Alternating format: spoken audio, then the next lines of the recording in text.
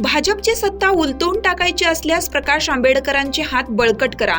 इंद्रजितदादा घाटे.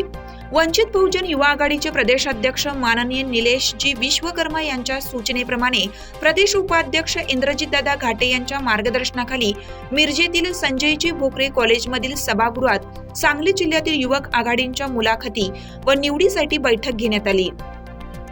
वंचित बहुजन युवा आघाडीमध्ये सहभागी होण्यासाठी इच्छुक युवकांनी युवतींनी एकच गर्दी केली होती.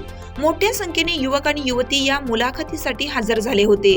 यावेळी युवा नेते इंद्रजितदादा घाटे यांनी युवक युवतींचं मार्गदर्शन करताना देशामध्ये आणि राज्यामध्ये वाढती महागाई, खासगीकरण, नोकर भरतीमध्ये कंत्राटीकरण यामुळे बेरोजगारी वाढलेली आहे. विद्यार्थ्यांचं मोठं नुकसान होत आहे. शेतकऱ्यांचं मोठं नुकसान होत आहे. शेतकऱ्यांच्या पिकाला हमी भाव मिळत नाही. वंचितांना, शोषितांना, पीडितांना, विद्यार्थ्यांना, मजुरांना, कष्टकऱ्यांना, शेतकऱ्यांना न्याय देण्यासाठी वंचित बहुजन आघाडी संपूर्ण महाराष्ट्रामध्ये कार्यरत आहे. आदरणीय प्रकाश तथा बाळासाहेब आंबेडकर यांच्या नेतृत्वामध्ये महाराष्ट्रभर वंचित समूहाने एकत्रित येऊन भांडवलदार सरकारविरुद्ध बंड पुकारला असून युवक आणि युवतींनी प्रकाश आंबेडकरांचे हात अजून बळकट करण्याचं आवाहन केलं. तसेच राज्यामध्ये अवकाळी पावसामुळे द्राक्ष बागायतदार शेतकऱ्यांचे प्रचंड प्रमाणात नुकसान झालेलं आहे. त्यांना सरसकट नुकसान भरपाई मिळाली पाहिजे अशी मागणीही यावेळी इंद्रजितदादा घाटे यांनी केली आहे.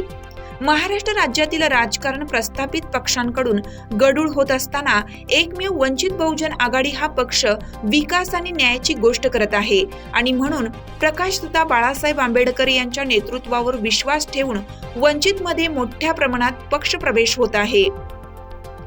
गोरगरीब, शोषित, पीडित, न्याय हक्कासाठी लढणारा एकमेव पक्ष म्हणजे वंचित बहुजन आघाडी पक्ष असल्याचं मत त्यांनी व्यक्त केलं.